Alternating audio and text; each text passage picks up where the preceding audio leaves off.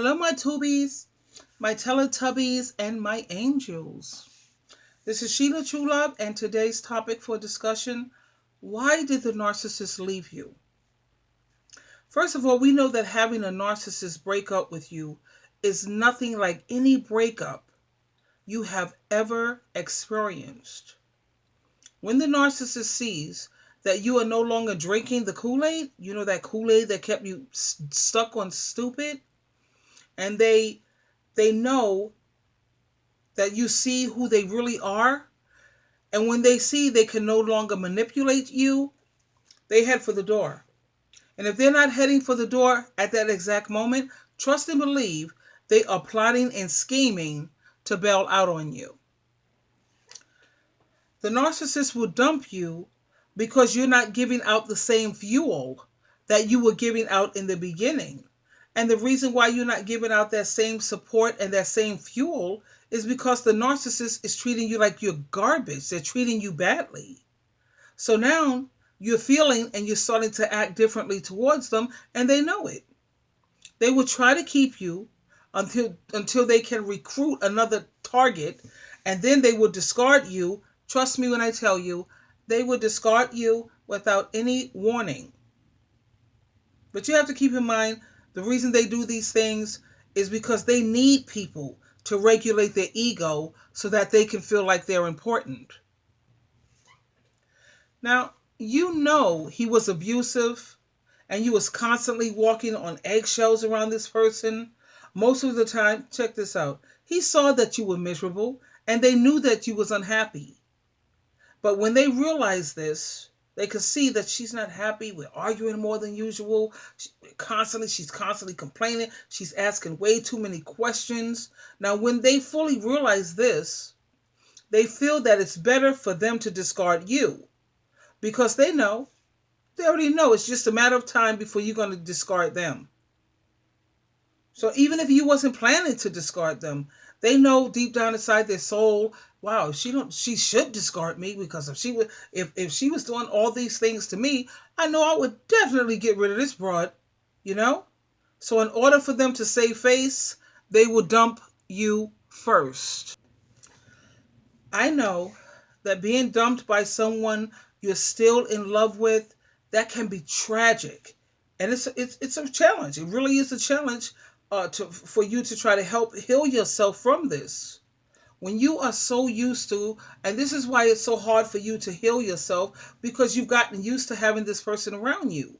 Whether they were abusive or not, you still can't help but remember the good times that you guys, that's what you miss. And you keep keeping hope alive, thinking that eventually he's going to, turn back into that amazing person. But what you need to do is, it's so important for you to keep your perspective and for you never to forget the hurtful things they have done to you. You have got to keep reminding yourself that you deserve to be treated well. I know I do. And when you take time to think about it, if they were taken away from your personal growth and you were constantly stressed out and aggravated and walking on eggshells and you was just like, oh, you was a freaking walking disaster, you should be happy that they are no longer in your life. That's like a blessing from God.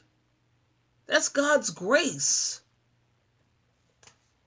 Listen, my angels and my tubies, getting over a narcissist, it can be done.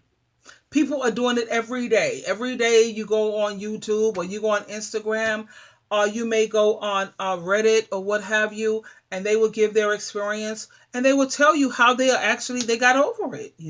People are doing it every day. Take a look at me, for example. I was a freaking train wreck.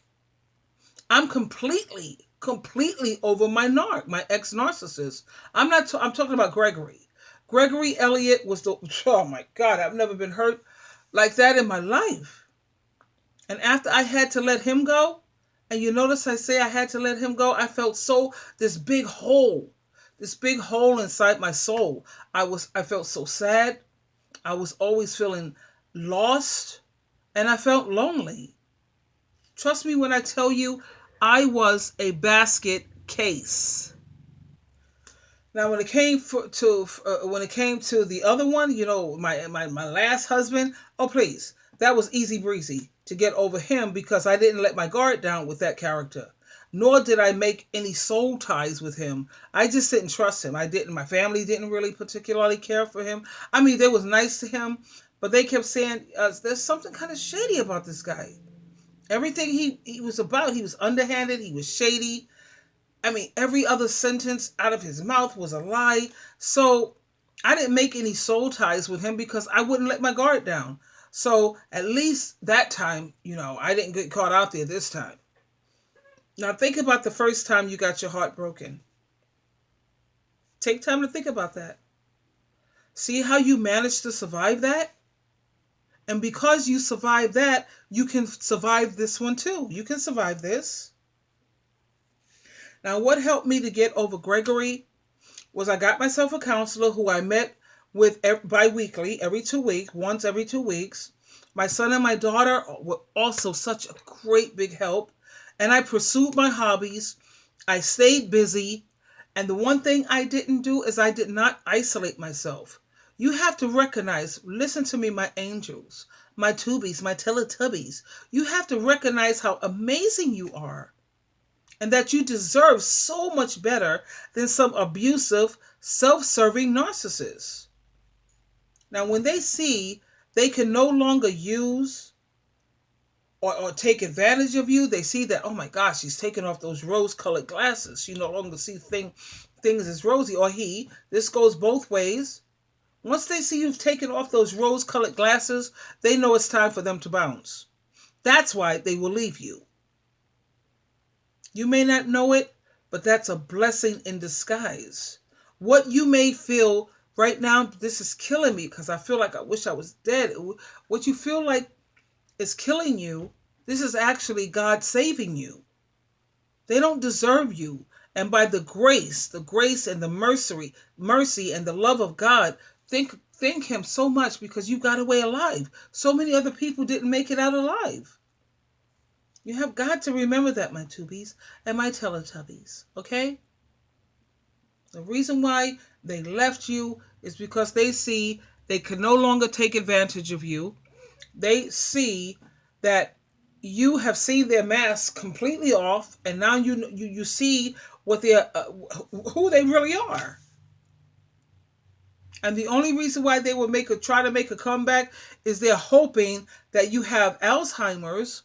And they're hoping that you forgot about all the rotten stuff that they've done. You notice how when they try to come back in your life, they never want to resolve anything. They never want to talk about what happened and how they, totally destroyed the relationship because they're hoping that you have dementia, Alzheimer's, or what have you. The reason they left you is because you woke up. You're no longer drinking that Kool-Aid, that Kool-Aid that had you, like in a spell. They can no longer manipulate you. They can't get anything out of you. And you know how it goes. I don't even have to tell you, my tubies, my angels, my Teletubbies. You know what's up when you tell them no. When you tell them no, they ask you for something and you say no. We already know what's up with that. They catch an attitude. They start to, try to do mean and hateful things around the household. It's crazy. So like I said, please, you have to understand. What you keep feeling that's killing you, oh my God, I feel like I wish I was dead. Because at that rate when I was with Greg, and I had to put him away. He did not dump me, but I had to put him away because if I didn't, and if I were to permit him to continue to do he would have had no respect for me. And I am a female that you will respect me. You don't have to like me. God knows you don't, but you will respect me. And he would not have respected me if I didn't say, you know what? I can't do this. I can work with you through anything. You got a drug issue, we'll work through this together, whatever. I don't really deal with people. As long as your drug issue is something light. Nah. If you have an alcohol issue, I'll work with you. Drugs, no, because every time you look up, they're constantly relapsing, and when they relapse on drugs, that's heavy duty. That's heavy duty. Crack and crystal meth and heroin and smoking dope, blunts or whatever they want to call it. Because when people are addicted to stuff like that, they will steal from you. They will clean out your whole house. You'll come back from work and everything of value will be gone. Now, if a person is an alcoholic or they have some issues with alcohol, I can work with that. But you coming at me with drugs? No, can't do you, babe. Can't do you. I'm so sorry. No. No. Because 9 times out of 10, even some people who have 7 years clean. My ex, he had 8 years clean. And look at how he relapsed back on it. And what did he end up doing? Stealing from people. Stealing from old people, taking their purse while these people are in the hospital. He's sitting up here stealing all out of their purse. Do you think I want him in my home? No, I don't. And he sat up here and he stole $750 from me. $750. But I say, yo, son, you keep that, because as long as it's going to keep you away from me, I'm good. God knows I'm not hurting for money. I told you I work with the legislature. I write books. I have my YouTube channel that's paying me. I get phone calls. I have my own business. When people call me, I only said, it costs me $7 when you want to talk to me, or email me and you want me to answer your questions. $7. Guess what people have been sending me? $50. I have this one woman who every time she wants to talk to me, she sends me $250. And when I first saw it, and I've spoken with her 3 times on 3 occasions, and each time she sends me $250. So when it comes to that clown owing me $750, I'm not hurting for money, but not by any means. $50 these people are sending me just to talk to me, and I don't even think it's actually talking. They want someone to listen. They want someone who understands. They want someone who, if and when they ask for advice, that's when you offer it. Because I'm one hell of a listener. And I don't offer advice unless they ask. And then when they ask me for the advice, I give it to them full force. Full force. There's times when I'm talking to some of my tubies, my angels, my Teletubbies, and I end up crying on the phone because they're crying because they're hurting so badly. And then I end up crying, and we're just a freaking crying fest here. Because I can identify with them. I understand what they're feeling. Like I told you, I was a freaking train wreck. Gregory Elliott is the only man in life who has hurt me and cut me like that deeply. That's no joke. And it's easier said than done when people say, just leave him. And I know I've been guilty of that. You got to let him go. You got to do no contact. Because you know what? That's the only answer, baby. No more Instagram, no more Facebook, no more texting, no more on your emails, no more phone calls, because you are vulnerable. You still have feelings for this person. See, now I'm sure you heard my phone calls of me hanging out with Greg. I could talk to my ex, Robert. I don't give a damn because, honey, when I tell you I have no feelings for these characters and I would never go back, I would never go back. They say never say never. I'm going to say, how about this? I'm going to say never. Because I've already seen them without their mask. I already know what life would be like. I know what my life would be like if I was with these characters. No. I want to live a Christian lifestyle. They're more interested in living a satanic lifestyle. I can't do that. The type of people that they want to stay connected to, those are the type of people I'm like, no. They're not going to sit here when you have a problem. They're going to talk to you and listen to you, and they have a Bible in one hand and a listening ear in the other. No, they're going to sit up here and give you all this stupid, crazy advice and ways to destroy your goddamn relationship. No. So you see, I'm in a position right now that you may not be in because you still have feelings for the person. And if you still have feelings, you have to go completely no contact. And don't forget to have some hobbies. Don't isolate yourself. Stay busy. Stay busy, busy, busy. And if you don't have things to keep you busy, clean out your closets, make those perfect, clean out your drawers, put all the blouses with the blouses, the panties with the panties, the bras with the bras. Stay busy. Go ahead and cook so you can cook for the week, put them in those little, like those Tupperwares that you can put them in so you don't have to cook every day. You just pop it out of there and you just stay busy. And like I think I've made it very clear in my previous videos, that Meetup, that app, that's a godsend. That is definitely from Jehovah God and Jesus Christ. Because it's not a dating site. It's a friendship. Like when you just want to develop friendships.